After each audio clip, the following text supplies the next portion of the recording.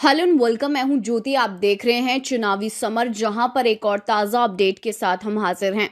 CAA NRC के बाद कृषि कानूनों ने उड़ाई भाजपा की नींद। किसान आंदोलन ने उड़ाई भाजपा की नींद। जी हां, कहा जाता है कि राजनीति में सत्ता से बड़ा कोई सुख नहीं है, लेकिन अब ये किसान भाजपा के सत्ता रूपी सुख की राह में सबसे बड़ी बाधा बनते हुए नजर आ रहे हैं।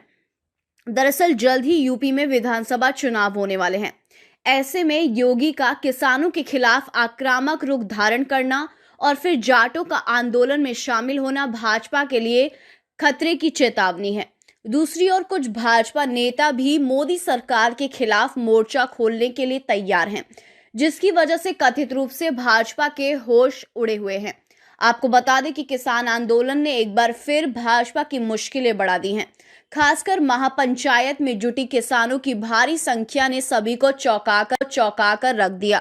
गौरतलब है कि राकेश के आंसुओं को देखने के बाद हरियाणा और यूपी के जाट दिल्ली के गाजीपुर बॉर्डर पर पहुंचे, और ये भाजपा के लिए चिंता की बात हो सकती है, क्योंकि जाटों का आंदोलन में इस तरह से शामिल होना भाजपा को राजनीतिक नुकसान पहुंचा सकता है, क्योंकि पार्टी समुदाय विशेष को अपने समर्थक के रूप में देखती है। वहीं कुछ भाजपा नेताओं को डर है कि किसान आंदोलन यूपी जैसे राज्यों में पार्टी की संभावनाओं को प्रभावित कर सकते हैं। इस मुद्दे पर भाजपा के एक वरिष्ठ नेता ने ये कहा कि हम सब कुछ देख रहे हैं और अभी ये कहना जल्दबाजी होगा कि हमें जाटों से समस्या होगी। उन्होंने कहा कि हम सतर्क हैं और हम नाराज लोगों से संपर्क साधने की कोशिश कर रहे हैं। दूसरी ओर किसान नेता नरेश टिकैत के ट्वीट से भारतीय जनता पार्टी की टेंशन बढ़ सकती है।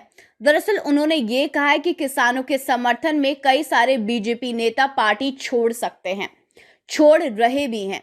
नरेश ने ट्वीट किया कि मेरे पास कई भाजपा नेताओं का फोन आया है और उनका कहना यह है कि भाई साहब, हम भी इस्तीफा दे रहे हैं, क्योंकि पार्टी में रहकर यूं किसानों का अपमान हुए हम नहीं देख सकते।